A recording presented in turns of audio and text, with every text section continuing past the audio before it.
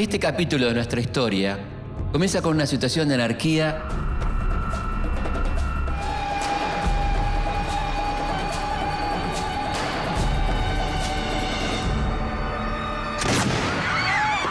y termina con un crimen político.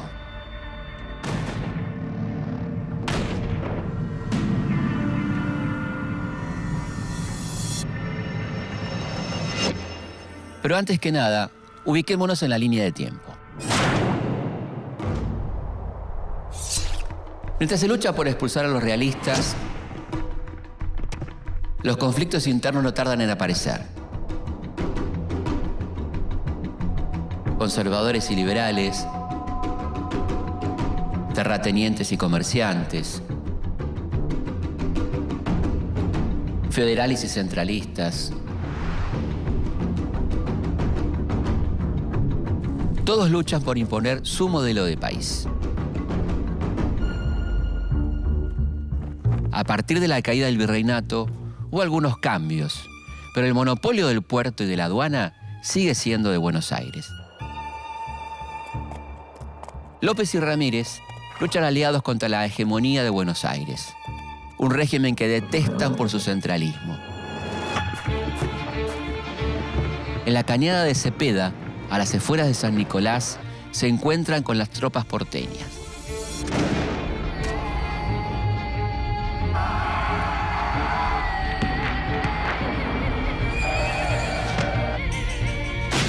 Cuando la batalla de Cepeda, los caudillos federales acaban con el poder central de Buenos Aires, el sueño de las Provincias Unidas se derrumba. Es el inicio de una prolongada guerra civil. Comienza la era de los caudillos.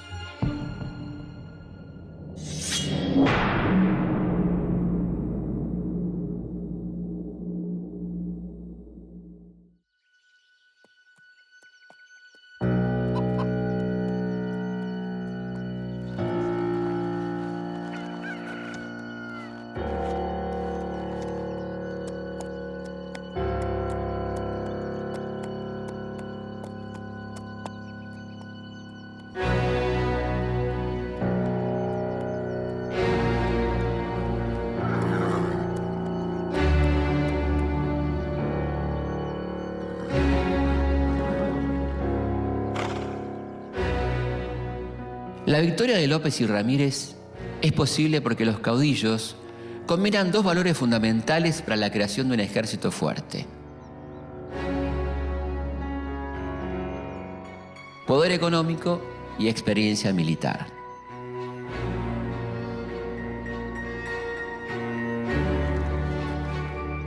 Después de la batalla de Cepeda, los vencedores ordenan disolver el directorio y el Congreso. En Buenos Aires se imponen como gobernador a Manuel de Zarratea.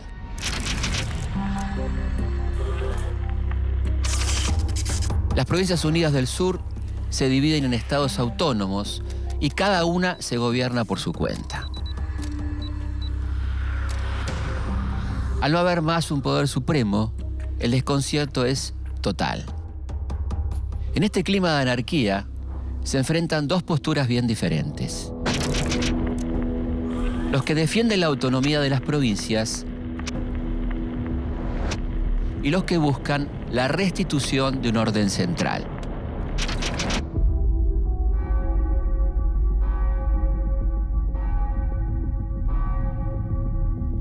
Los comerciantes y estancieros bonaerenses, atemorizados por la anarquía, exigen que alguien controle la situación.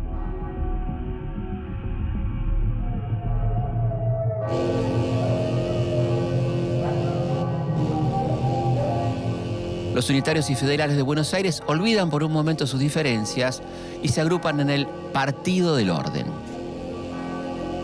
Su objetivo es defender los intereses de Buenos Aires. Su principal figura, Bernardino Rivadavia. Las provincias están separadas y cada una sigue su propia política. Los caudillos reclaman una constitución que represente las ideas de los federales y la nacionalidad. Pero en Buenos Aires saben que eso implicaría subordinarse a un nuevo gobierno central, además de perder el control de la aduana y del puerto. Tras la batalla de Cepeda, López y Ramírez habían firmado con Buenos Aires el Tratado del Pilar. Pero pasan los meses y los porteños no cumplen con su parte. López teme el regreso del directorio al poder y ataca a Buenos Aires. En medio de esta crisis, asume como gobernador de Buenos Aires el estanciero Martín Rodríguez. Una de sus primeras medidas es nombrar como ministro de Gobierno y Relaciones Exteriores a Bernardino Rivadavia.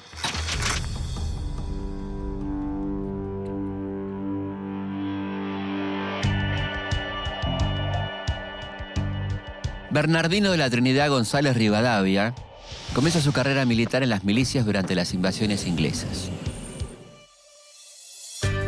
Durante el primer triunvirato es nombrado secretario de Gobierno y Guerra, pero cuando este es derrocado, es enviado a Europa junto a Manuel Belgrano, donde toma contacto con los círculos intelectuales, políticos y económicos de España e Inglaterra.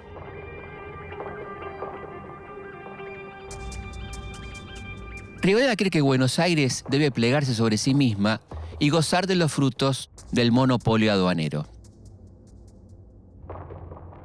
Está convencido de que si mejora su administración, asegura la eficacia de un proyecto centralista que luego podría imponerse al resto del país. El nuevo gobernador de Buenos Aires, Martín Rodríguez, convoca a Estanislao López para firmar un nuevo acuerdo que ponga fin a la guerra civil.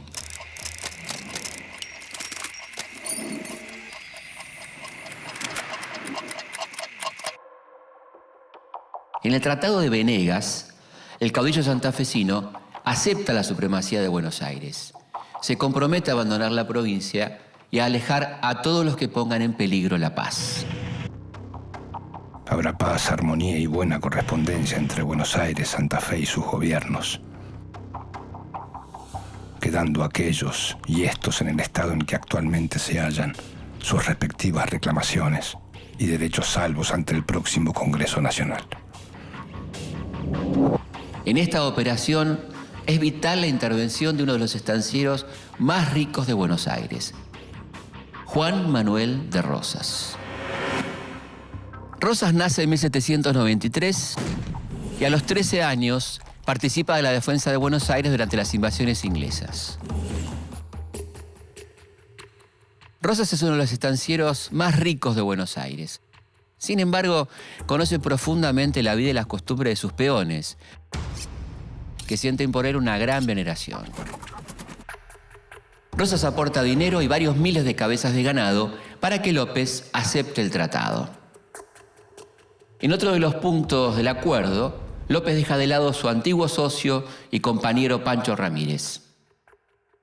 Esta traición despierta la ira del caudillo entrerriano.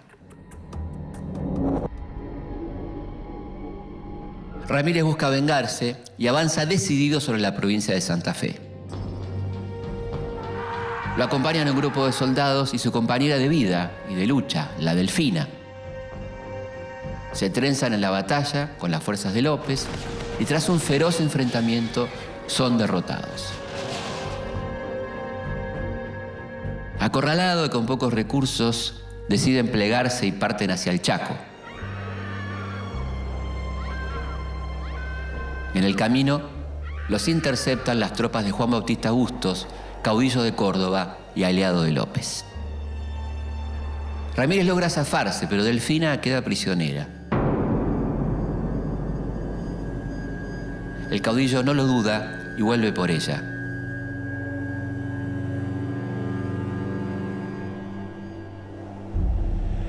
Logra rescatarla, pero en la pelea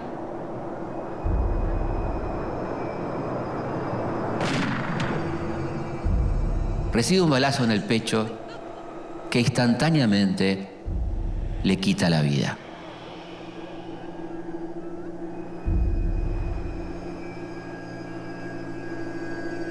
Dice la leyenda que López conserva sobre su escritorio como un trofeo un recuerdo de su antiguo socio y compañero. Incluso existe una factura por 42 pesos por las tareas de embalsamamiento de una cabeza humana.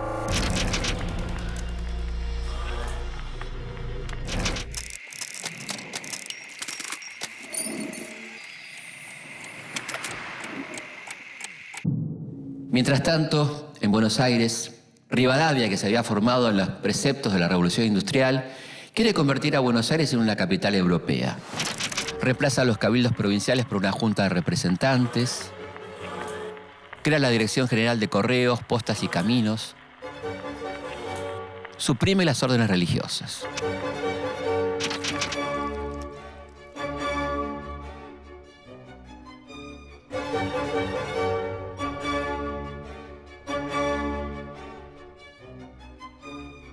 Pero la nueva nación parece que no está preparada para tantos cambios.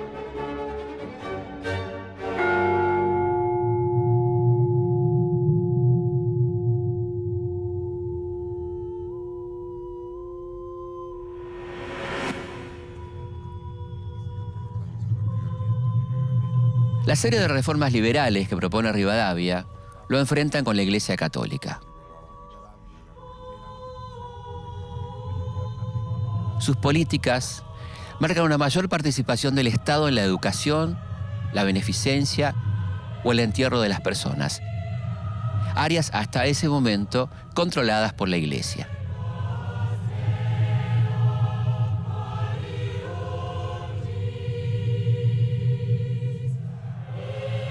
En 1823, una conspiración armada y liderada por el abogado Juan Gregorio de Tagle se levantó contra las reformas de Rivadavia, pero fue rápidamente sofocada.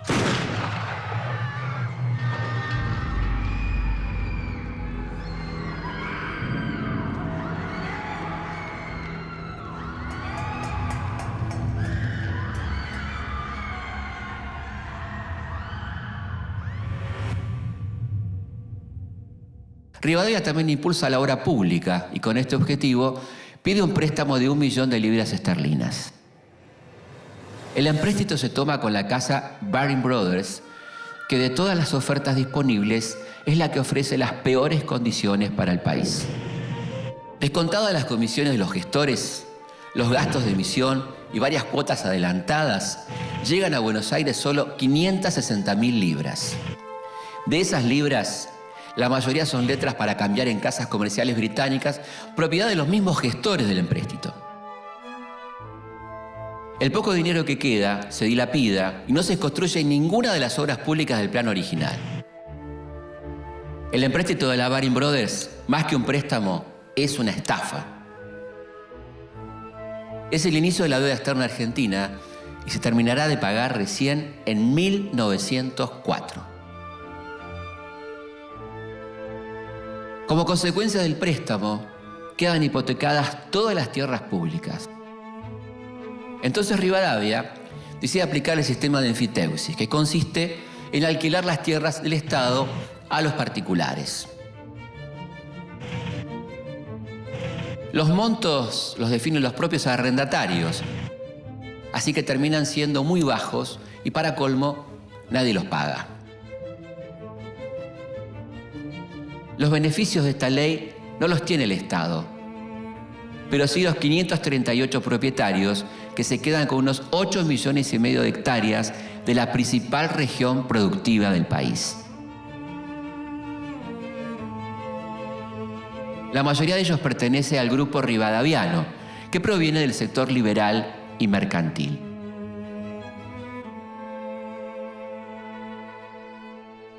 Por todos estos beneficios, Rosas y la élite porteña disfrutan de un periodo de prosperidad que recordarán como la feliz experiencia. Para 1824, esta clase dirigente reúne el suficiente peso como para lograr convocar a un Congreso Constituyente.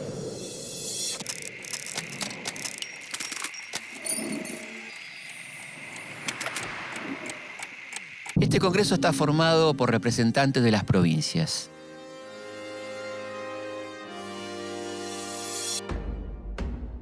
Las primeras sesiones son cordiales y se vive un clima de acuerdo.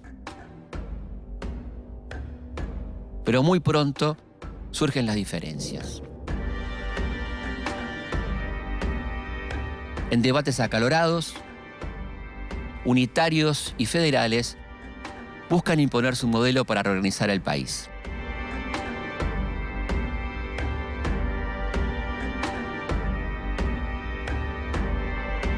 Mientras los diputados debaten en el Congreso, 33 patriotas parten desde Buenos Aires rumbo a Montevideo. El objetivo, recuperar la banda oriental usurpada por los brasileños. Este es el famoso desembarco de los 33 orientales.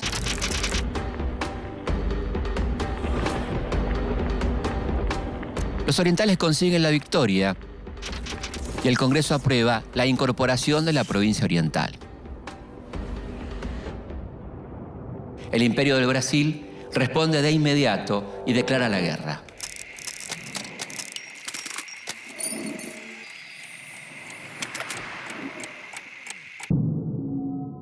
Tras un año de sesiones, el Congreso dicta una constitución centralista y designa al primer presidente de la nación, que no es otro que el mismo Rivadavia.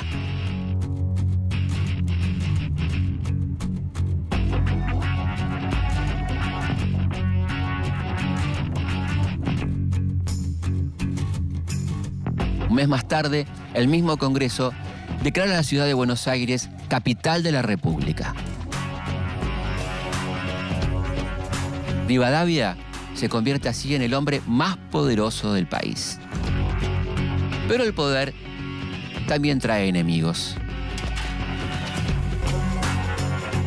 En La Rioja, un caudillo se prepara para levantar a las provincias federales, disconformes con el nuevo modelo unitario.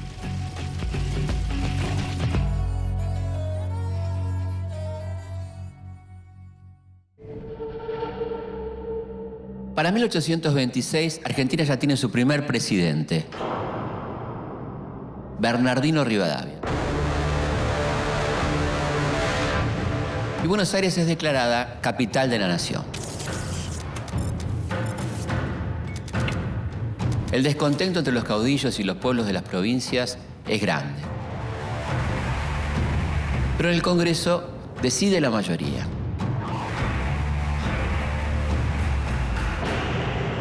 La Constitución se aprueba a fines de 1826. Es una Constitución fundamentalmente unitaria y representa un triunfo del centralismo. Como es de esperar, todas las provincias la rechazan.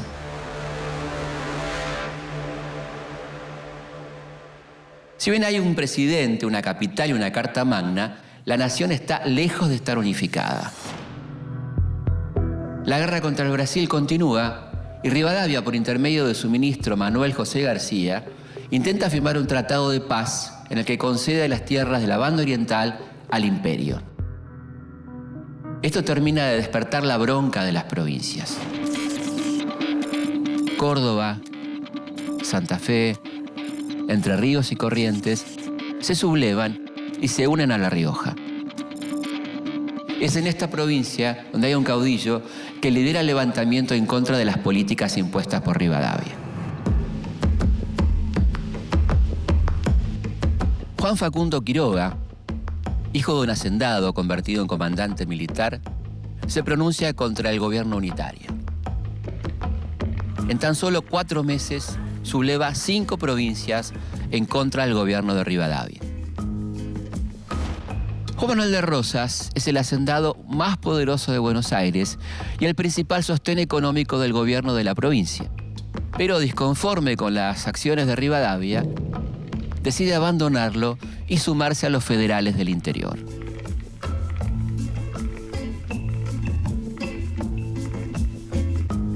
Acorralado, Rivadavia no puede sostenerse en el poder y renuncia.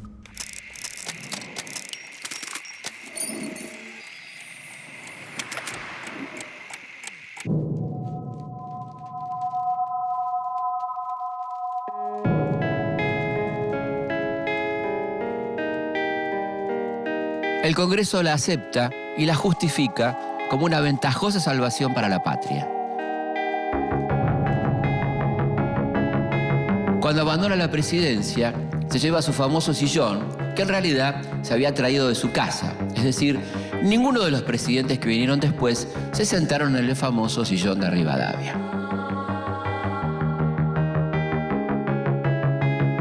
Caído Rivadavia, y sin más poder central, las provincias retoman su autonomía. En Buenos Aires es elegido gobernador el jefe del Partido Federal de la provincia, Manuel Dorrego.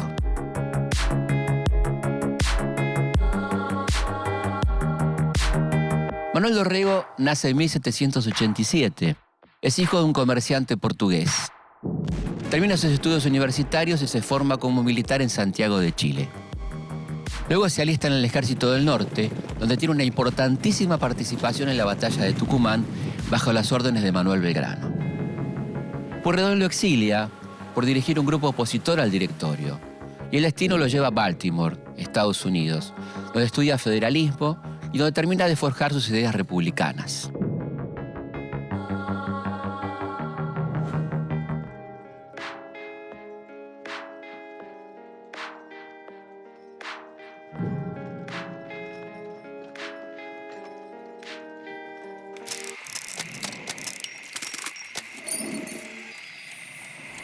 Cuando Dorrego asume el poder, tiene un enorme apoyo popular, pero encuentra al Estado en una grave crisis financiera.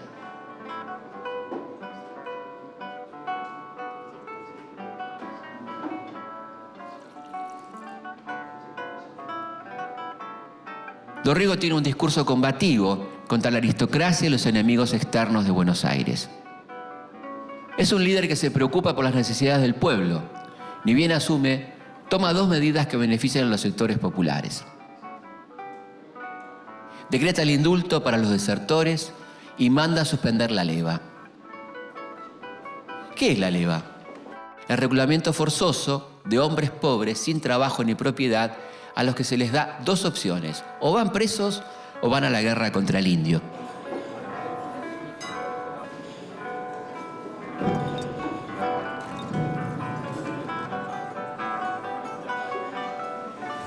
Para este momento, la guerra con el Brasil provoca una enorme pérdida de recursos, además del descontento que genera en el pueblo, que debe sacrificarse en una causa sumamente impopular. Para terminar con el conflicto, Dorrego firma la paz con Brasil, lo que permite la independencia de la banda oriental.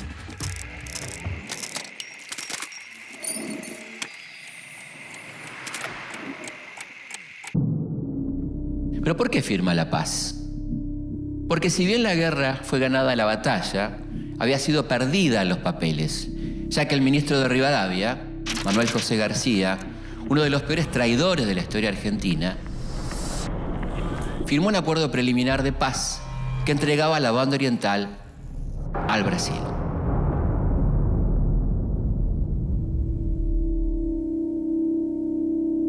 A Dorrego no le queda otra opción que asumir las consecuencias de la traición de García.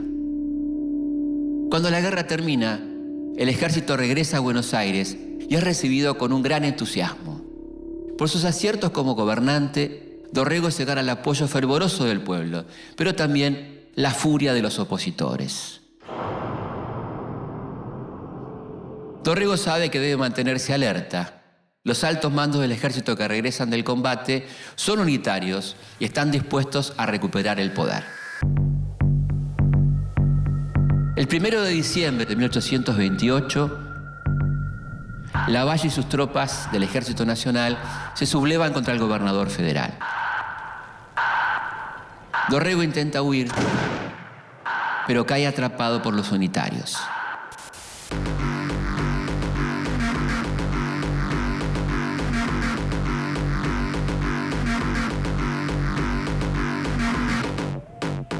Lavalle ordena fusilarlo sin juicio previo ni sumario.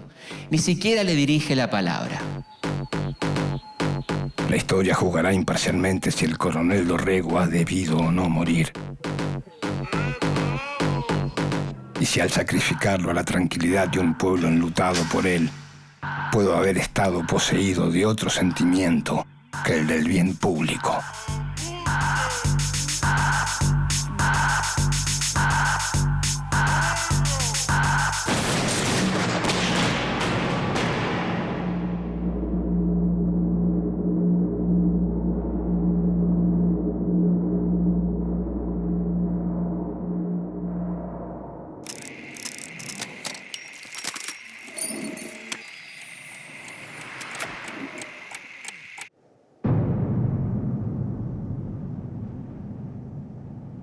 Con el fusilamiento de Dorrego, los unitarios creen que han logrado detener al federalismo para siempre.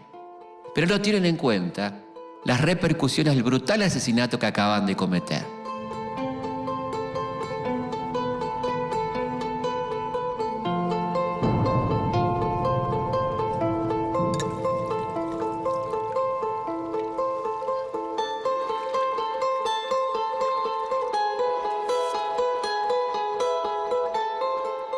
Para dar legitimidad a la dictadura de Lavalle, sus partidarios deciden fraguar las elecciones. Para votar hay que tener sombrero de copa o galera. Es decir, solo pueden votar la gente decente. Cuando preguntan a ese pueblo si quieren que Juan Lavalle sea gobernador, varias galeras importadas se levantan al unísono, lo que convierte a Lavalle en el gobernador más fino de Buenos Aires.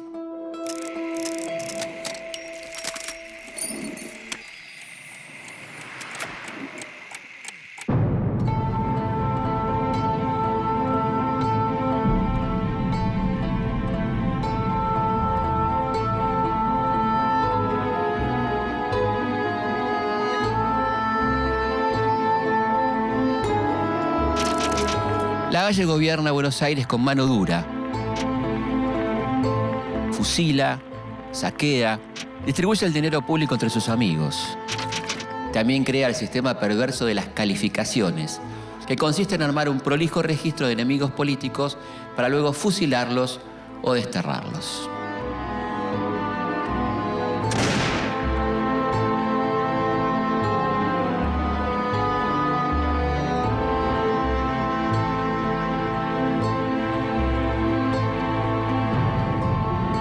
Pero mientras Lavalle siembra el terror entre sus enemigos, Rosas entrega armas al pueblo que se suma espontáneamente a la lucha.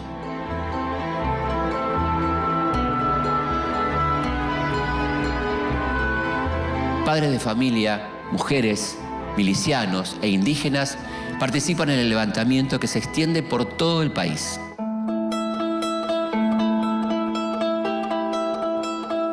Con el país envuelto en una guerra civil, Rosas se perfila como el único hombre capaz de restaurar el orden.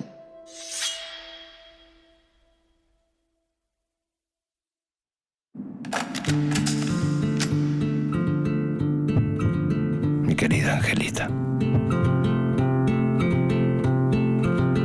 en este momento me intiman que dentro de una hora debo morir.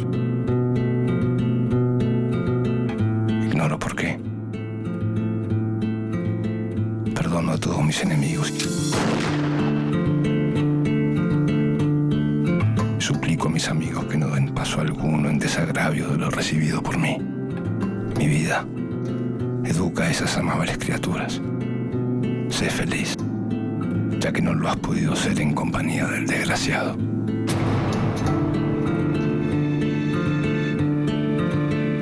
Manuel Dorrego. 12 de diciembre de 1828. A fines de 1828, el gobernador de Buenos Aires, el federal Manuel Dorrego, es fusilado sin motivo ni derecho a réplica. Enardecido, el pueblo se levanta para vengar la injusta muerte de su líder.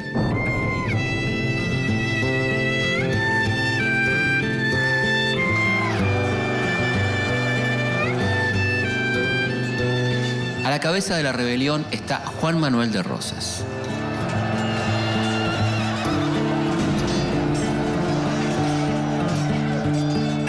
Seis meses después del fusilamiento de Dorrego, los federales consiguen la victoria. Rosas acuerda la paz con Lavalle y reflota la Junta de Representantes, que lo declara, hacia fines de 1829, gobernador de Buenos Aires.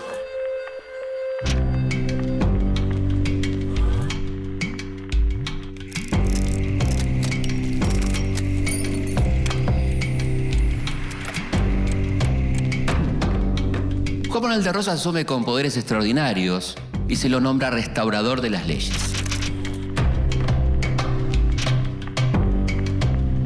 Se consolida en el poder con el apoyo de sectores muy diversos. La clases acomodadas lo ven como uno de los suyos.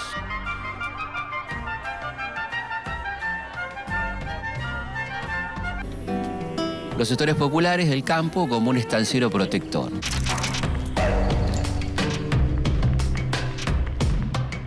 Y para los federales de la ciudad, Rosas es el sucesor de Dorrego.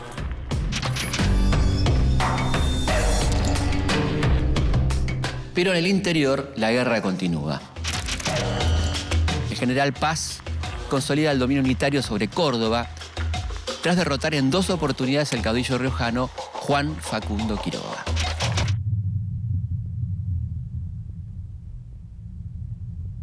Para julio de 1830, José María Paz se convierte en el jefe supremo militar de la Liga Unitaria. Una alianza que incluye las provincias de San Luis, La Rioja, Catamarca, Mendoza, San Juan, Tucumán, Córdoba, Salta y Santiago del Estero. En Buenos Aires, Rosas dedica gran parte de su gobierno a restaurar el orden alterado por la guerra con Brasil y la dictadura de Lavalle, sin descuidar su principal objetivo, llevar el sistema federal a todo el país. Rosas firma con Santa Fe y Entre Ríos el Pacto Federal. Juntas forman una confederación en la que no hay ningún tipo de poder central. Cada provincia es soberana y Buenos Aires solo maneja las relaciones exteriores. Las une un compromiso de defensa. Quien ataque a una de ellas se las tendrá que ver con los ejércitos de las 3 provincias. El Pacto Federal no contempla un control de la economía. El libre cambio permite el ingreso irrestricto de mercaderías y los productos ingleses invaden la región. Pero la verdadera invasión no es a través del comercio. El 10 de junio de 1829, el gobierno argentino crea la Comandancia Política y Militar de las Islas Malvinas. El gobernador Luis Bernet y un puñado de argentinos se instalan en las islas para realizar actividades productivas.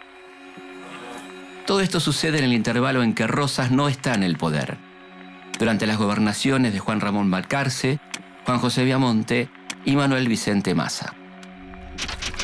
Al enterarse de la noticia, el Reino Unido reflota su interés estratégico por el Atlántico Sur.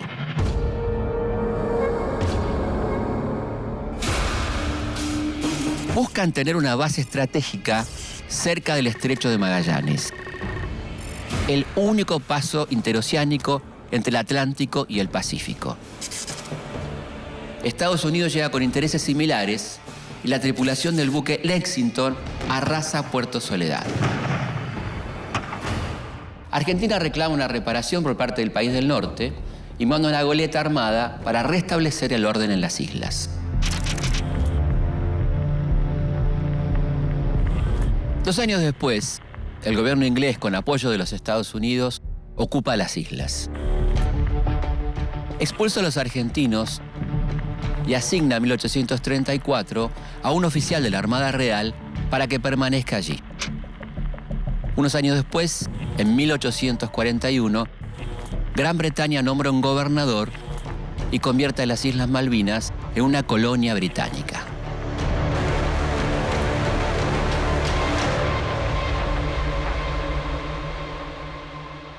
El Pacto Federal firmado en 1831 entre Rosas y las provincias orientales incluye también la convocatoria a un congreso que busca organizar al país bajo el sistema federal.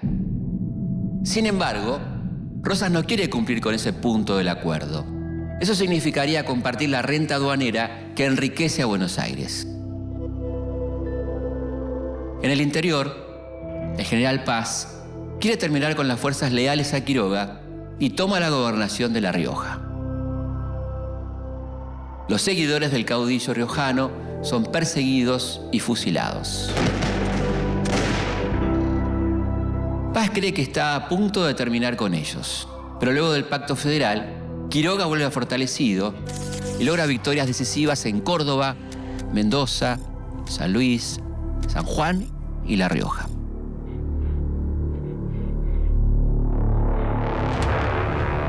El federalismo no es una facción homogénea.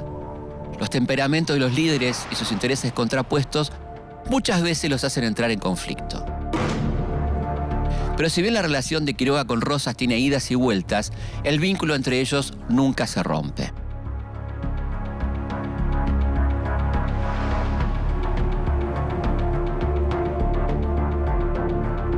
El 10 de mayo de 1831, Paz es derrotado en Córdoba y su provincia se suma al Pacto Federal.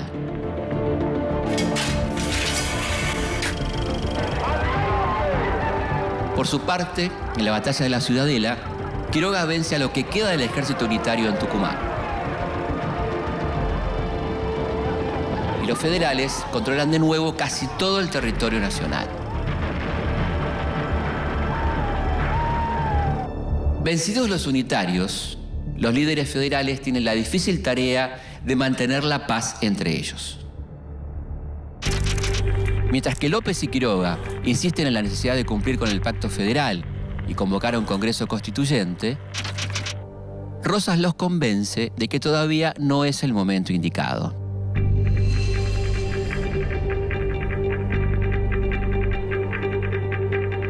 Después de 3 años en el poder, la primera gobernación de Rosas llega a su fin. Su principal objetivo, el de alejar la guerra civil de Buenos Aires, ha sido cumplido. La legislatura porteña le ofrece la reelección, pero como ya había pasado el peligro unitario, ahora le niega las facultades extraordinarias.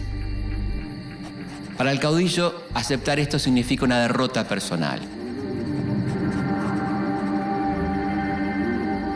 Sin poderes extraordinarios, prefiere no gobernar y, ofendido, renuncia.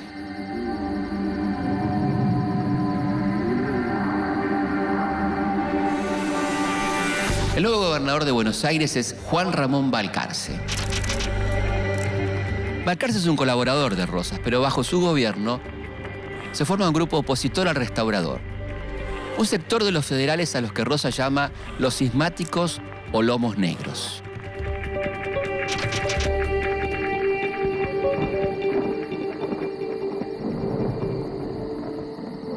Fuera de la gobernación, Rosas se dedica por completo a dirigir una campaña militar para extender la frontera con el indio.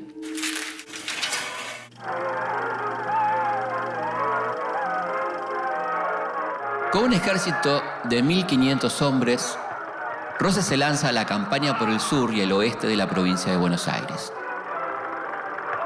Esta expedición, financiada por los estancieros bonaerenses, le permite a Rosas afianzar su fuerza militar, asegurar la posesión de nuevas tierras y seguir participando de la contienda política a pesar de estar ausente de la ciudad.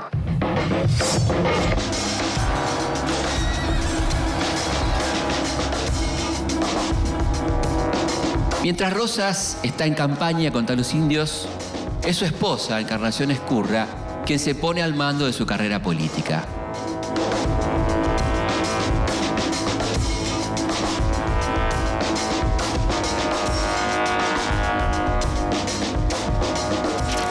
Dirige el bando rosista de los federales, a quienes llaman los apostólicos.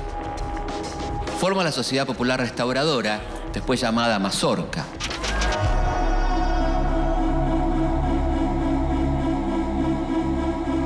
Sus principales enemigos son los unitarios y los federales cismáticos.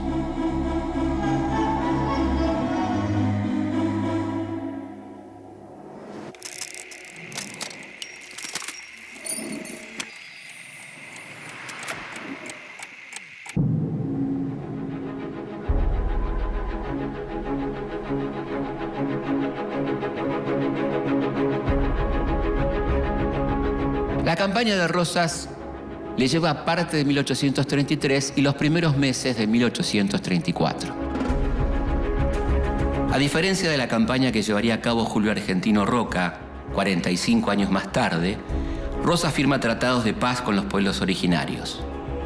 Se enfrenta con aquellos que roban ganado o que habían colaborado con los realistas en las guerras de independencia. La campaña es un éxito porque cumple su objetivo.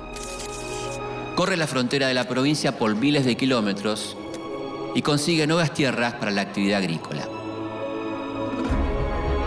Como señal de buena voluntad, Rosas manda vacunar a pueblos enteros contra el mal de la viruela, una enfermedad que hace estragos en las tolderías. Mientras Rosas está en el desierto, Quiroga pasa una temporada en la ciudad. Durante sus días en Buenos Aires, el caudillo cambia su aspecto personal y se rodea de la élite porteña.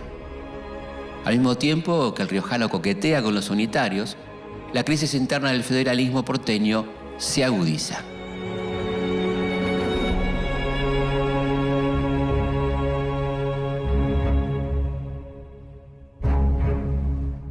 La buena vida dura poco para Quiroga. A fines de 1834, Salta, Tucumán y Santiago del Estero se pronuncian contra Buenos Aires. Rosas y el gobernador Massa lo convocan para que intervenga.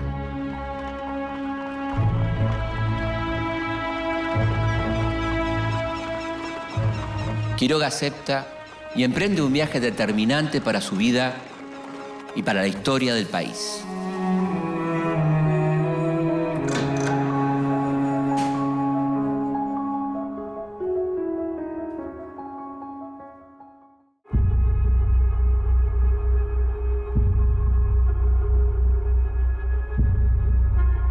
Para 1834, el escenario político tiene dos protagonistas: Rosas en Buenos Aires y Quiroga en el interior.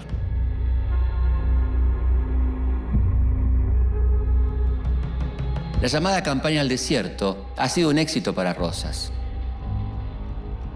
Y la legislatura porteña le insiste para que vuelva a ser gobernador. Pero Rosas se niega y en su lugar asume Manuel Vicente Massa. Para los primeros días de 1834, Facundo Quiroga disfruta de la vida social y de la familia en Buenos Aires, hasta que un nuevo conflicto vuelve a ponerlo en el centro de la escena.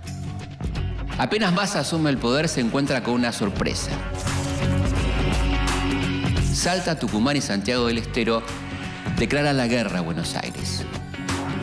Inmediatamente Massa y Rosas le piden a Quiroga que intervenga como mediador.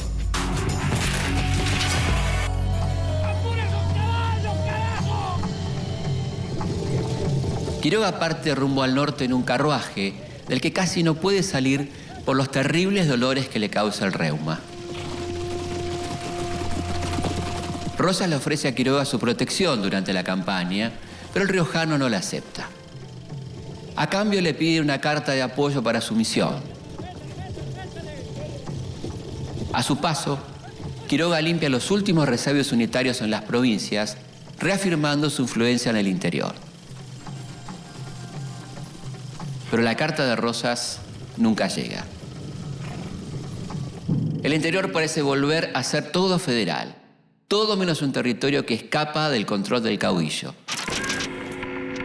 En Córdoba, López había desplazado a los hombres de Quiroga y designa a los hermanos Reinafé. El mayor de ellos se autoproclama gobernador. Al llegar al norte, Quiroga se encuentra con un escenario inesperado. El gobernador de Tucumán fue asesinado por sus coprovincianos. Esto acelera un acuerdo entre los gobernadores de Tucumán, Salta y Santiago del Estero. Todos reclaman a Buenos Aires la necesidad de organizar el país bajo una constitución. Quiroga también lo cree necesario y firma el acuerdo, aún sabiendo que no le gustará a Rosas. Solucionado el conflicto en el norte, Quiroga emprende la vuelta a Buenos Aires pasando por Córdoba. Al enterarse, Rosas decide mandarle la carta prometida. Mi querido compañero, señor don Juan Facundo Quiroga, obsérvese que una república federativa es lo más quimérico y desastroso que puede imaginarse, toda vez que no se componga de estados bien organizados en sí mismos, porque conservando cada uno su soberanía e independencia, la fuerza del poder general con respecto al interior de la república es casi ninguna.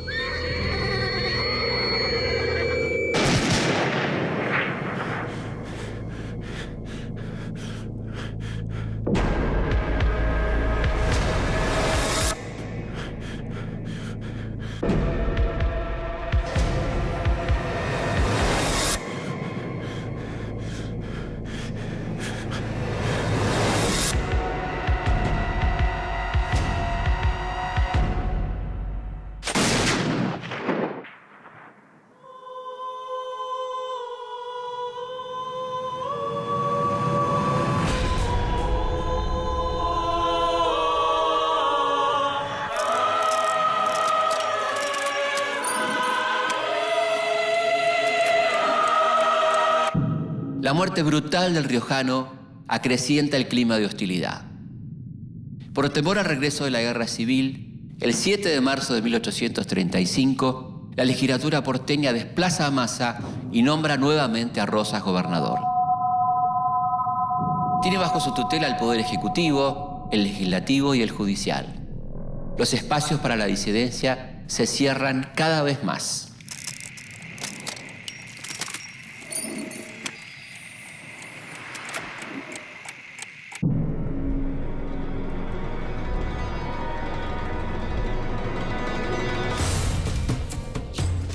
De nuevo en el poder, Rosas hace una purga de opositores.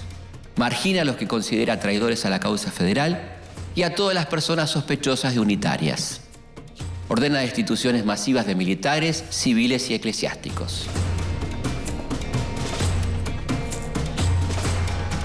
La hegemonía del Partido Federal, impuesta a cualquier precio, es propuesta como solución para un país que aún no aprende a vivir unido, pero que no puede vivir dividido.